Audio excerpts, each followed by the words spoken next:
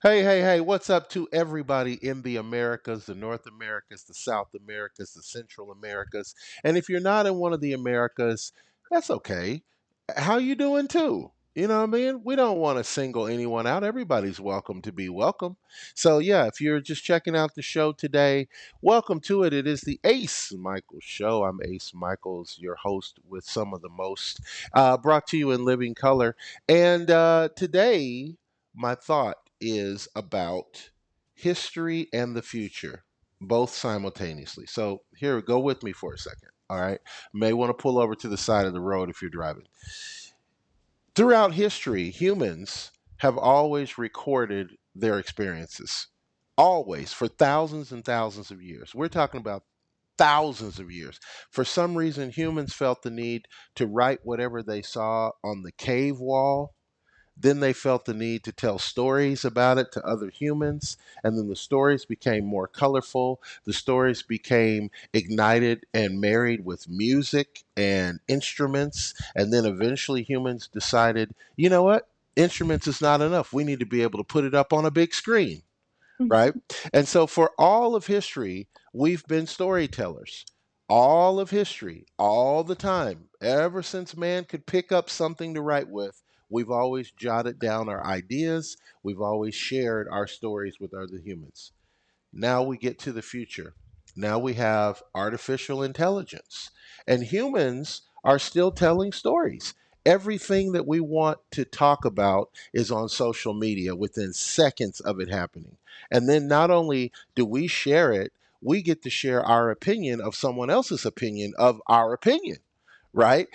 Now, here's the question: is that what we're supposed to be doing? Like when you think about it, yes, we can go to the moon. Yes, we can travel around the moon. But there's people starving on Earth while we're spending billions of dollars to go to the moon. So the question comes to, are we really supposed to? Yes, we can do it, but are we supposed to do it? Do I need to open up my feed every morning and find out that Montel Williams and Kamala Harris were dating back in 19 blah blah blah and they have a sex tape out? Do I really need to know that? What does that do for my life? How does that help me in any way, shape, fashion whatsoever? Just like if I excavate a cave and I happen to find this drawing of a man getting his head bitten off by a dinosaur 22,000 years ago, does that help me? Does that, what? Yes, we can do it, but should we do it? I'd love to know your thoughts. Give me a call, text me if you want to even come on the show and talk about this. I'd love to hear your ideas, opinions, convictions, suggestions, beliefs. All of that is welcome here on the Ace Michael Show. Yes, we can do it, but are we supposed to? Today on the show, my guest is a beautiful, talented entertainer that I am so happy to have on my show. I went out of my way to get her on the show, and now she's here. Welcome to the show. Dasia Simone is with us today. How you doing on today, Dorlin? Hello, Ace, and hello, everyone. I am doing wonderfully, and I hope you are as well. It's a beautiful Sunday morning. Thank you Yeah. so much for asking me to be part of the show. I'm excited, and I really loved your opener talking about even though we're able to do these things with creativity, if we should. And Yeah. I think that's a great question because I personally believe that creativity is the entire purpose of our existence here to be able to connect with one another. You know, I don't whether you're religious or not, God or the Big Bang theory in the universe is in itself a creator Mhm. and like has given us the gifts to be able to recreate and put out all these magical things that connect us to each other. However, I think there is a big disconnect between individuals or big corporations where we're struggling or rather choosing not to oh, put our time and money and effort into the things that matter first and foremost before other things. Yeah, and I am with you on big agreement on that because if you think about it on a spiritual level, right? Even on a species level, let's say, for example, humans are the only species that makes something specifically for other humans to enjoy it. You get what I'm saying? Mhm. Like you don't go to the woods and find a grizzly bear who's like, "Yo, check out what I can do with my fur. Everybody gather around. Check this out. Check this out." Right? But Mhm. humans do that, right?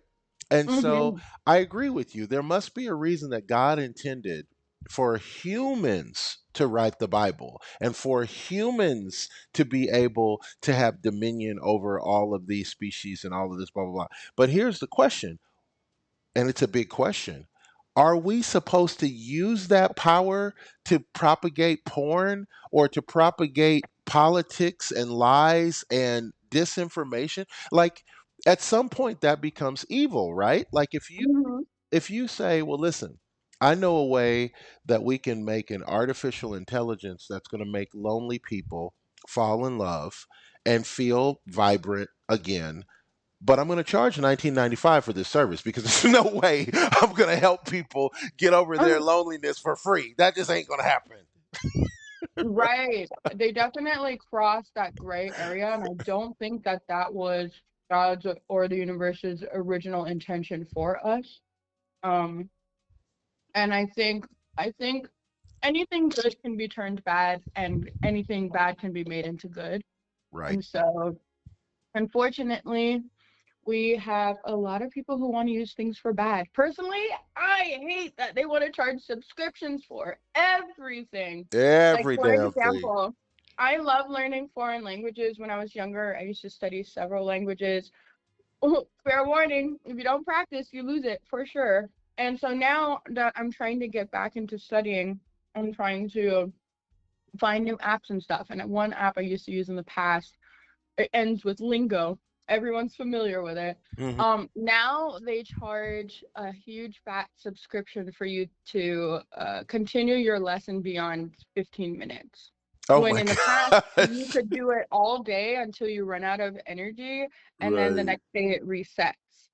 And Wow. I was just so heartbroken because this is something that allows other people to be able to connect with strangers and build bonds and relationships and community. And now you're putting a paywall in between that. Mm-hmm. And then when it comes to like creating porn and things of that nature, anything that is a false replication of what is supposed to be human touch is definitely something that I and hesitant and wary of because it doesn't feel right and it's not authentic. But Right. it's like they Exactly. create the problem and then they provide you the solution. But and we do that in every possible form in this country, like the healthcare and your insurances, Everything. everything. Everything. And it's not fair. So it's definitely taking something good and using it for evil. And you know what? There was a show that I was watching, and the guy was like, they were talking about AI actually. And the guy said, AI is not the problem. AI is just a tool. Like any tool, a hammer can be used to hammer nails or it can be used to hammer somebody's head. It's a hammer. Yes, It's not the exactly. problem.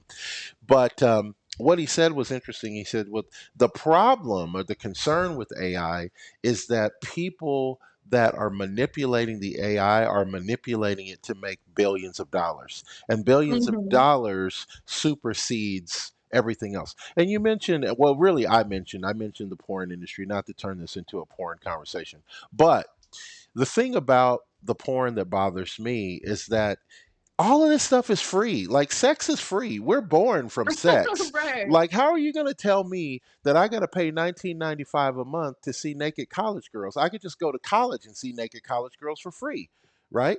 So Oh. what they do is they take something and they turn it into a subversive thing that is a bad naughty thing. And then they say, "Ooh, do you want to see this bad naughty thing? Well, where's your money?" And it's the same thing. Now, you're in the music business, which a lot of Hmm. people feel is a trigger for a lot of this nasty, naughty stuff. Like you see beautiful girls in music videos, half naked. Hmm. The young, aggressive rappers, now they have to be criminals. Now there has to be a backstory about how many Oh, times it's he's had yeah. domestic violence. And all of this is just the story that the corporation is making money off of the sales, right? Yes. Have you ever been put in a situation where somebody literally said, in order to promote you or in order to manage you or sign you, you're going to have to compromise yourself as an artist? You have to wear this thing or say this thing or represent this thing? I, as a woman, and like many others, have definitely been put in that position. Hmm. And I'm glad you brought it up, like how chaotic and toxic the music, or not even just music, but the entertainment industry is, because we promote all of this negative, sinful behavior as something that's supposed to be praised. Hmm. And it's definitely another profit engine. And I really like that you said like a nail and a hammer can hammer something to build or to Right. smash someone's head in, because it's literally what AI is doing.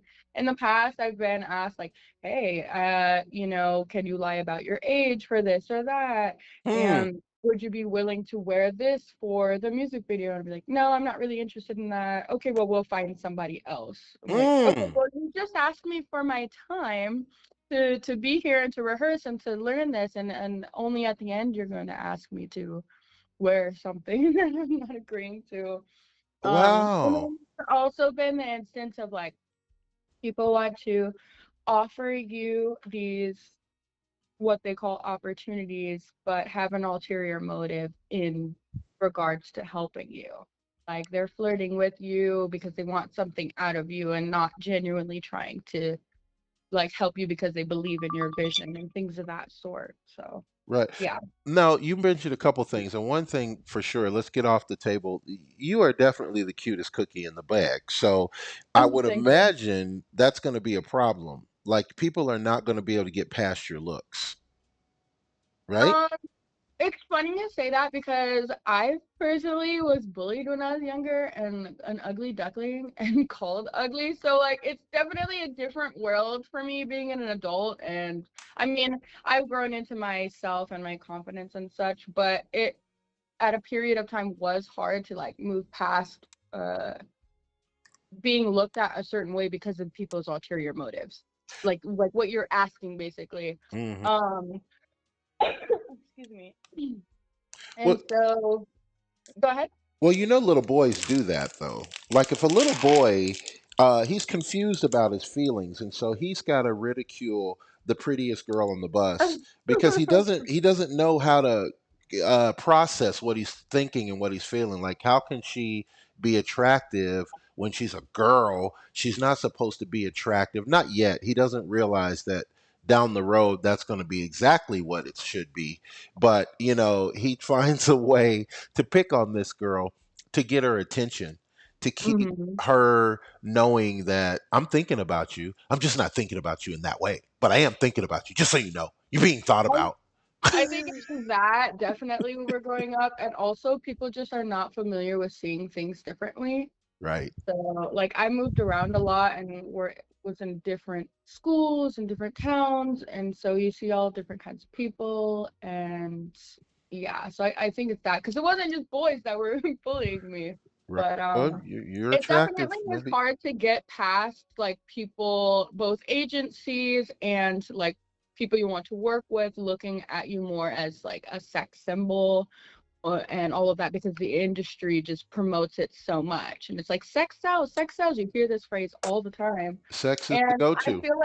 I feel like there is a way to both be able to present yourself in the way that you desire, as well as move forward with your career without having to sacrifice your views. Like I've been asked in the past, like if I want to do lewd cosplay, and things of that sort. And I'm like, I'm not really interested in OnlyFans. I'm not interested in doing lewd cosplay or like NSFW, not safe for work, and things of that sort. However, I am a cosplayer in general. And so like if you think of the difference between Morgan from Darkstalkers, like cosplaying her is one thing, and like some suggestive poses here and there is another thing, versus actually pulling your shirt down and like ripping your tights in an enticing sexy way to like inhibit horny behavior and things of that sort. So It's a fine line, and sometimes like you cross it, sometimes you are really far away from it. But yeah, Okay, it's definitely interesting. now I'm a complete cosplay idiot. So in just a second, I want to really finally know what this is from an actual cosplayer. I've never been able to figure it out. So I'm going to ask you about that in just a second. Oh boy. Okay. But first, I have to ask you about this. Now, you are also bi or triracial, right? Yeah. Because you're not just a one thing. You got a couple of different ethnicities. So tell us a little bit about that, because I'm curious about how that figures into when you walk into a room. Do people put you in a category and go, "Oh, she's a black girl, she's a Latin girl, she's a this"? Oh, all the time, all the time. It's really interesting to say that. Okay, so just to lay the groundwork, I am black, I'm French, I'm Native Indian, Scandinavian, and Irish. Okay, and so Okay, that's a lot of white European, and then you got some like heavier dark side with black and French Creole and Indian. nice. And the ethnicity I always get assumed to be for some reason is Hispanic, which is so funny to me. I'm like, I'm not sure if it's the way I do my hair or like my clothes or what, but people always assume that I'm Hispanic, and they ask me if I sing Spanish music and things of that sort. I'm like, actually, I don't. I sing English, French, and Korean and Japanese music. Like, it's so Wow, different. And then wow. usually it's when you say this, oh, because now I recently had an experience where um we're putting a tribute show together with some other fellow artists, and I don't mean like anything bad by it. So let's first establish that. But the room was definitely it was an all black cast. They Okay, said that they wanted some diversity, and a friend of mine brought me in, and she assumed that I was mixed, but she wasn't really sure. But I looked white enough to just be the white girl in the group. Okay, I okay. was like, yeah, sure, whatever. The others didn't know this. They literally treated me so poorly that I ended up quitting the show. Like Oh, every wow. time they were in a circle of a group to pass on information, you all stand kind of like side by side. Yeah. Someone would stand in front of me and out to me from the circle, and when they would have conversations to spread information or talk about things, they would never look at me. I would never be included. I was not added to the group chats. I was always the last person to hear anything, but always expected to bring all this paperwork. And they're like, oh, you can sing nice for a white girl this, white girl that. I'm like, gotcha. But then anytime I would try to sing, like when my friend wasn't there, I would try to cover her roles. Yeah. And I'm like, oh, I can help for the sake of the practice. Immediately shut down. And I'm What? like, well, oh, okay, sure, sure, sure. But then when the other girl was saying, like, yeah, because she got stolen, she know how to do it. I'm like, yeah, so do I. Probably more than everybody in here. And yet, you're like shutting me down. And then on the Wow. reverse, I've also been too white to fit in the black crowd and too black to fit in the white crowd. And growing up, it was very much hard to feel like I belong and fit in somewhere. And I kind of like mingled my way into the Asian niche and the Asian world, not just because I like the culture, but also growing up, there were a lot of foreigners in my school, the what is it called? Transfer students. Hmm. And I spent a lot of time with them because they also felt outcasted. And so that's actually what started getting me into learning languages and anime and K-pop and all of these things, because I would learn their language to help teach them English, and then they would teach me their language. And so like Interesting. being a multiracial person, it's really hard to be able to find your niche, but at the end of the day, you yourself are your own community. And I don't think it's fair to be able to have a colorist mindset. You know what I mean? Yeah, absolutely.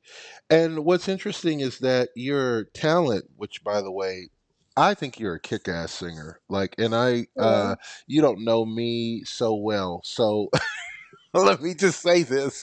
And you sing and you entertain and you perform as well, and you put on a whole show. You I'm get good. the whole party going. I'm gonna You're say really engaging with the crowd, by the way. I'm gonna say thank you for that. But let me tell you this thing. So I you don't know me that well, so I'm gonna tell you, I do not throw compliments at people just to say compliments. Like if somebody isn't that good, I just won't bring it up. I'm not going to say, I'm not going to be negative on it, but I'm just not going to. I mean, we know I totally you're feel not you on you're that. not the shit. I mean, what can I tell you? But if you are the shit, I feel like it's my obligation to let you know because it's hard to be the shit and not get. Do you ever listen to? Okay, one of my favorite stand-up comedians is Josh Johnson. Have you ever heard of Josh Johnson? I don't think so. Oh my God, I'm gonna send you a link.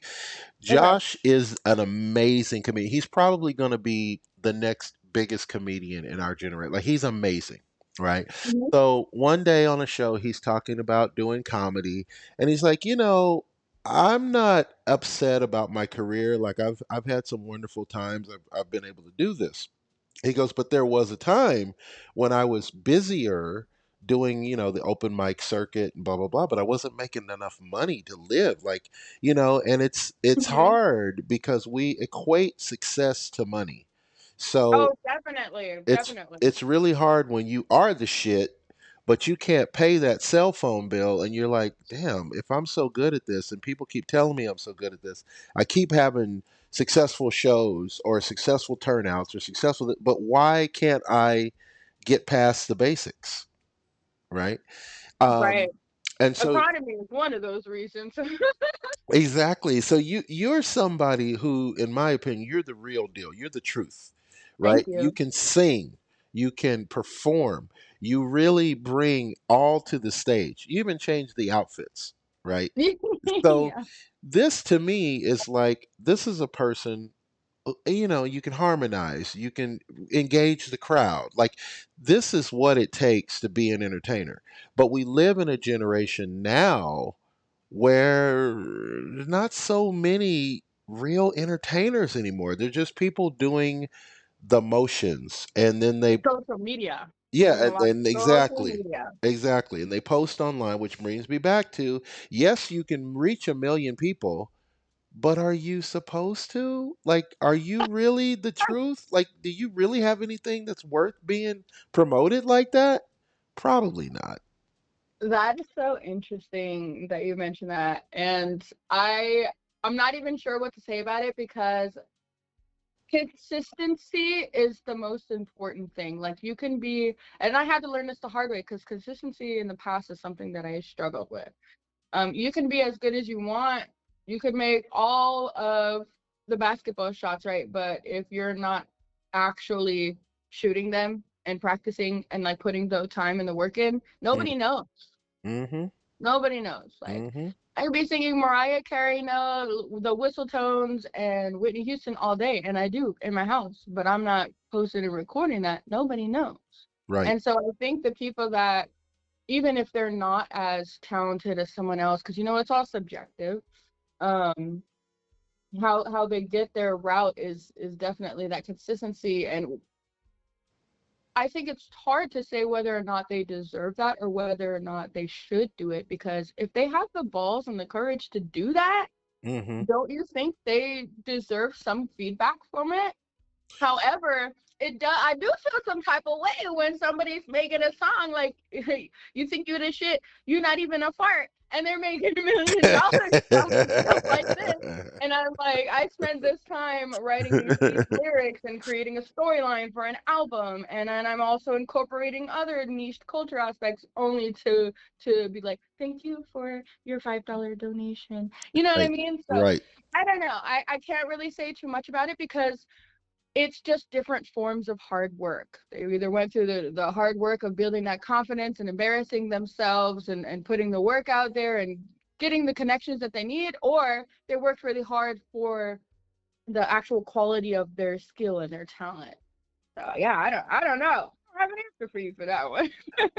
And you are a spiritual person. Yeah. You put your faith forward.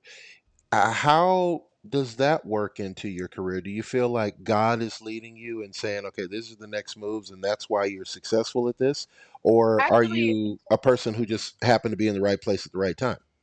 before I answer that question, one thing I did want to say is when it comes to all of these performers and entertainers on a broad spectrum of media, cosplay, singing, whatever it is, I really want to make it to a point as somebody who has created a community of outcasts and people who have felt left out and laughed at, is that there is always an eye, an ear, and a taste for something someone has created. And I say this to all of my friends and those who are maybe doubtful about their skills, even though they're really amazing. And so seeing that somebody with like some stupid song is blown up, there was an eye, an ear, and a taste for that. And there will always be an eye and an ear and a taste for something that you create as well. Mm, that is too true. You know, Yeah, I don't eat yeah. spicy food, okay? I can't handle it. I got the white girl like flush and cough and like I can't do it, right? And but my dad, oh my gosh, he loves spicy. Like make it as spicy as you possibly freaking can. Mm. And so, like, does that mean I'm a bad person or like my taste buds are not as great because I don't eat spicy food? No. No, because there's an eye, an ear, and a taste for everything. Yes, exactly. Yes. Um, Going back to what you were asking about the spirituality and how that plays into my music career, I think that it depends on how spiritual you are in the sense of are you asking God to lead you where to go or are you going and then asking God to back you up? And I Mm, and I think that should be applied to everything in life. Like if you're going to move across country, are you saying, "Hey God, I'm moving over here. I'm gonna need you to work this out," or are you asking God, "Is this the right place I should be moving to?" And hmm. so I try to apply that the question and the thoughts to music as well because I feel like God has blessed me with this creative mind and I have all these ideas that I want to do, and I gotta ask him like, okay, where do I start first? Because there's like 100 thoughts rolling in my mind and I don't know. And then like when I think about in the past like being so upset, like, well, why am I not here now? And this and that. And my voice was in the prime back in the day and blah blah blah. I realized it's because there was a lot more growing up to do Mm, internally and being able to change my view of success. And I think that's where people get stuck is their views of success. Like not everybody is meant to be the superstar pop idol Ariana Grande. Some right. people are meant to be Tori Kelly, who's incredibly underrated and just she's just like mind blowing, you know? Mm-hmm. Um and back in the day, like for all the things that I was going through, I don't think I would be able to handle all the social interactions and the commentary and my feelings were so easily hurt. And now I really enjoy performing and bringing God's creative work to everyone and being able to unify people in their differences and make them feel something because I think that's the most important part. Is if you're not getting someone to feel something happy, sad, want to dance, want to have sex or something, as ironic as that is, then you're not doing your job. Well, and speaking of your job, you live kind of larger than not kind of, you do. You're living a larger than life existence and Am I, iconography in your career. Like not wait, every am I? How? yeah, not everybody does. Like let's pick on we'll call her Maggie. Maggie just sings and she goes out and she sings in a lounge and she gets paid a couple $100 and she's happy with that. She's not taking a bunch of photos. She's not making her own show. She's just happy to be a singer in a band in Vegas, right? Okay. You, on the other hand, you are creating this whole Dasia image, the Dasia with the coloring of the show. You're very active and involved in the look and feel of even the flyers, right?